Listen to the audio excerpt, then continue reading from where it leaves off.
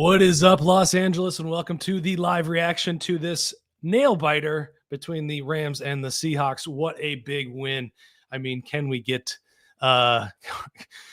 whew, comes right down to it, doesn't it? I am on my own today, solo. They're letting me run the show by myself. That could be a mistake. We'll find out soon enough. Please comment, drop some comments, thoughts, questions, anything you got.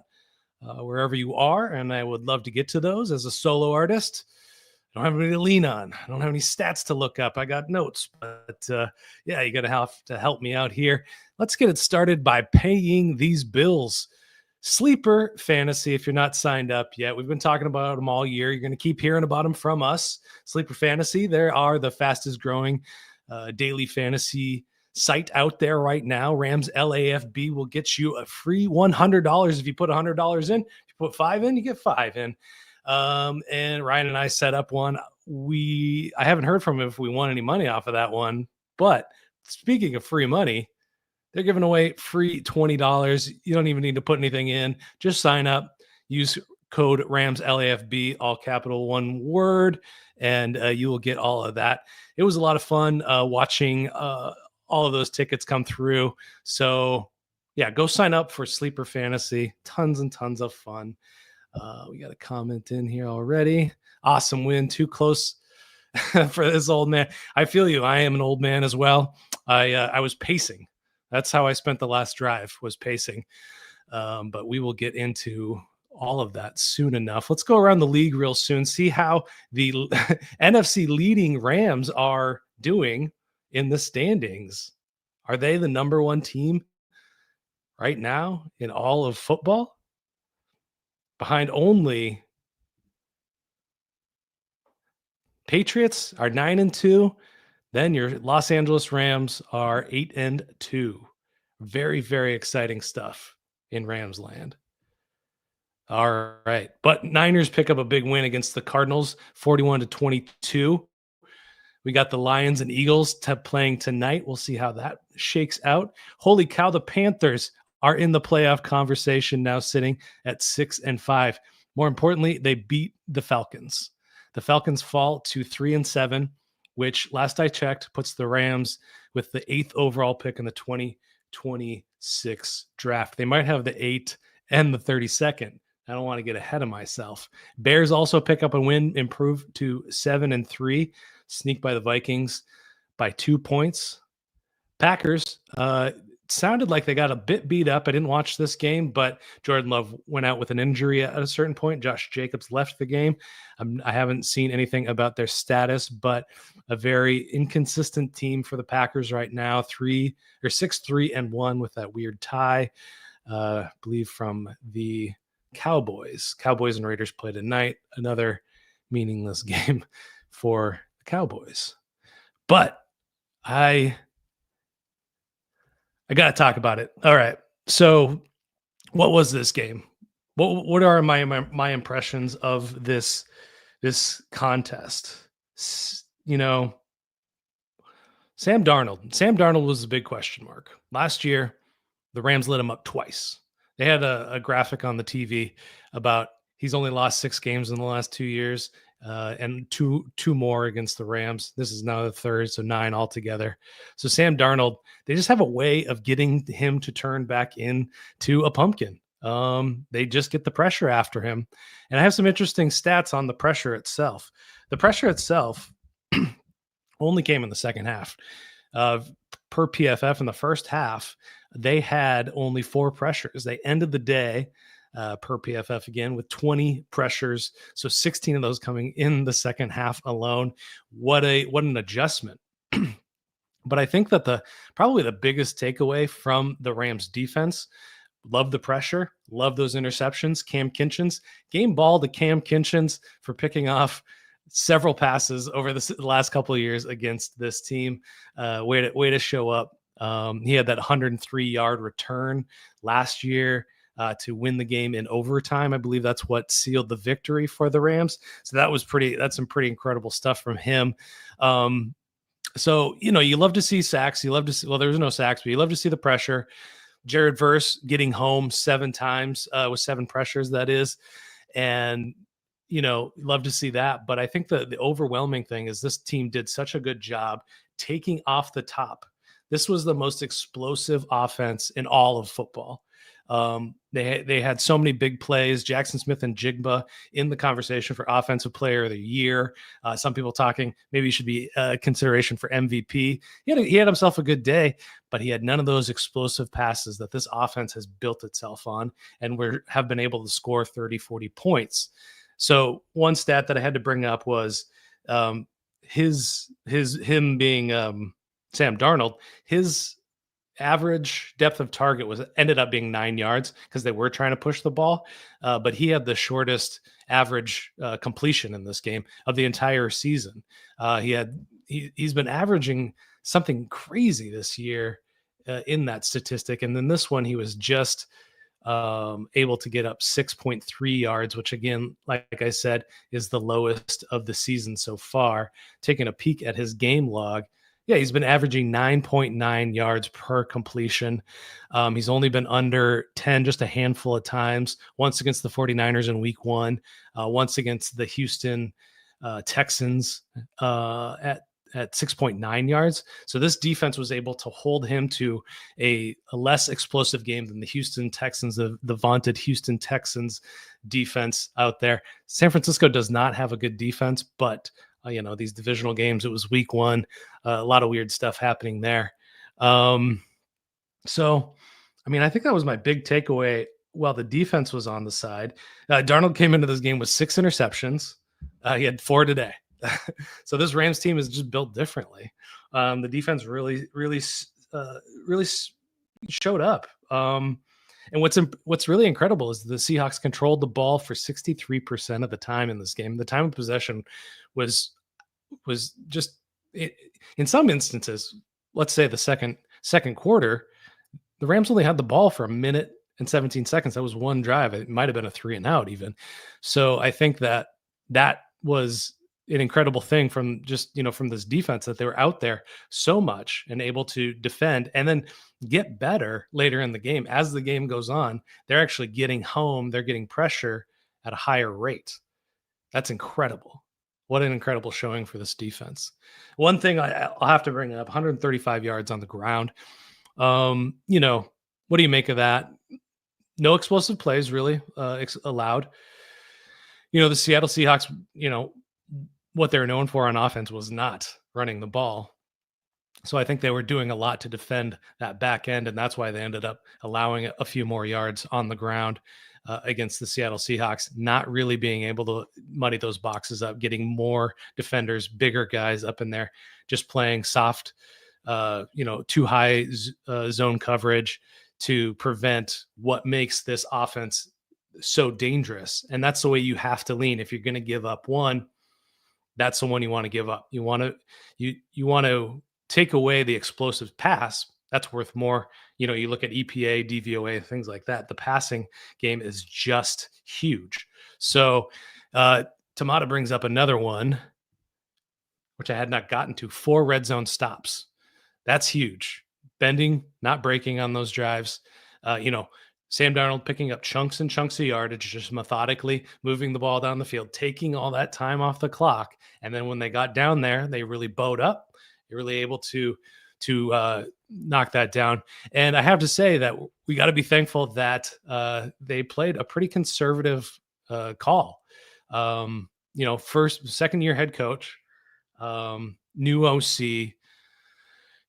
I'm sure they're going to learn something from this. If you go back and you look at old shows of mine about the Rams, I always harped on, if you're down in the red zone, you got to put it in the end zone. 7 points is worth more than 3. There's no two ways around it. And, we'll see if Rams house, baby. What do you guys think of those jerseys? Drop some comments on those jerseys. I'm not a huge fan. I thought I'd like them more in practice. Quentin Lake was looking good. He had a few extra royal accents on it, but that's just me. What do I know? Those red zone stops, obviously huge. Interesting. The tush push they're running with their AJ Barner, their tight end. Interesting wrinkle they're adding to that one. Successful once, unsuccessful the second time. Didn't go for it on that 4th down. So interesting play calling there. But you can't really blame him. I mean, you like a lot of people will say, you got to get the points. 3 is better than 0. That's for sure.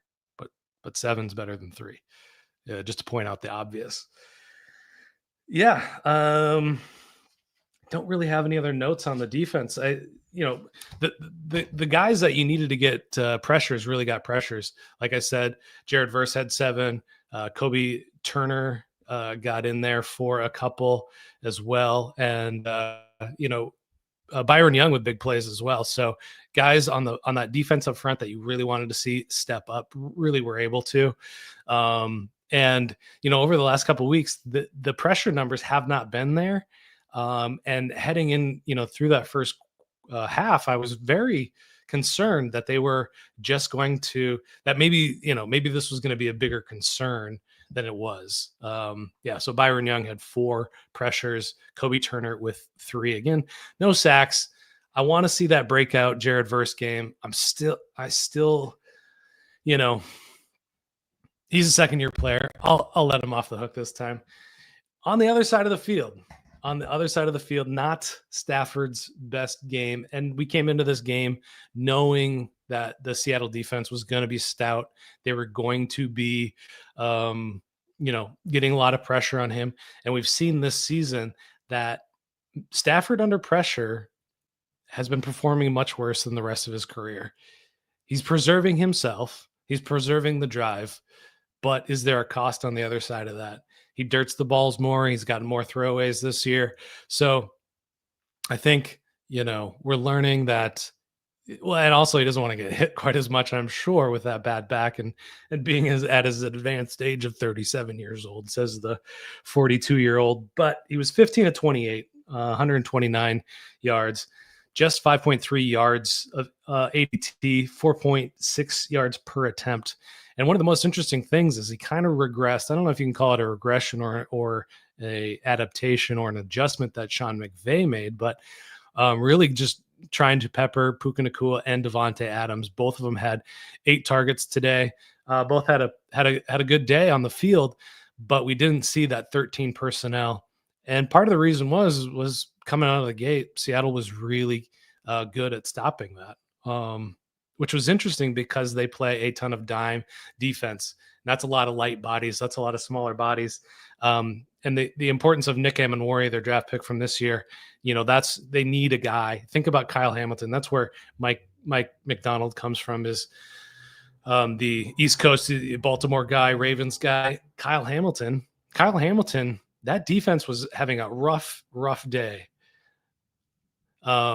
A rough year heading into more recent games. They trade for Alohi Gilman, which allows that defense to use Kyle Hamilton not just as a free safety, but move him around. He's their best defensive player. They want to get him closer to the line of scrimmage and closer to the ball where he can make plays. Same idea with Nick Amenwari. That was a long way of saying that. I think Gerald has a great point. No interceptions for Stafford, 4 from Darnold. You won't complain about his performance. I'm not really complaining about it, just pointing it out that, a couple of scoring drives away. This game looks much, much different. And those interceptions that they picked up from Darnold had a lot to do with it.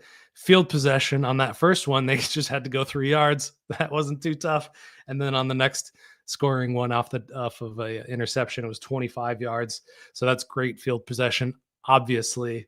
So I think that, we knew this was going to be a tough game. We knew this was going to be a tight game, and it just proved to be. So, I usually hate the phrase "a win is a win," but lots of good stuff in this game. Not a lot of bad stuff out of this game. Next game heading in, they're playing the Bucks. Bucks have been banged up. They've been inconsistent. Bucky Irving is close to returning. Very explosive element on their offense last year. Curious what that will change Is he going to get some other? Is Baker Mayfield going to get some other receivers back? We'll see. Stout defense again with Vita Vea up front. A bunch of dudes in the back end for the Bucs as well. We'll preview that one in depth. But my last game ball today is going to special teams, baby. Ethan Evans. Tamada had it up already. Pinned him at the 1 yard line with just a dagger of a punt. Loved that. That was, they tried a 61-yard field goal. I don't know what the percentages are on those. Not great. I would be the guess. Had they started from the 30, if it had been a touchback, that, the complexion of that drive would have been very, very different. Also, time management, you got to get on these things. You got to keep moving that ball. That's a Seattle thing. Don't worry about it. A couple of injuries out of this game. Hate to see it. Quentin Lake goes down. He's played a ton of football for this team. Now, they brought in Roger McCreary, did not play a snap, even in the absence of Quentin Lake. I wonder if that will change for the next game. We'll see. Maybe he's just on a long track to get into the game. Or maybe McVay and Shula just love this back end, and they have a lot of reasons to. Emmanuel Forbes saves a touchdown. Another game ball to Emmanuel Forbes. Let's do that one. Come on. Emmanuel Forbes just stretches out, knocks the ball away. A beautiful pass from Darnold into the end zone. Would have been a touchdown, knocks it away at the last moment. You gotta love seeing that. Xavier Smith also goes down with a concussion. Quentin Lake's injury was an elbow. So we'll see how, what the prognosis is on that, long-term, short-term, IR, no IR. We'll cover all that on the LAFB network. I will be back next Monday or Tuesday with a special guest. One of the beat writers is going to come join us. We'll talk all about this stuff. We'll break this game down into more granular things, talk about big things, talk about small things, all that good stuff. But if you're not doing it yet, lafbnetwork.com, that's where you can find all of our written content. Rams LAFB on YouTube. Go like and subscribe. Helps us out immensely. And as always, you guys are what we do this show for. So thanks for all you guys for coming in and saying what's up in the comments. I think I got to everybody. But until next time, this has been the Rams LAFB show. I'm Ryan Anderson. Talk to you next time.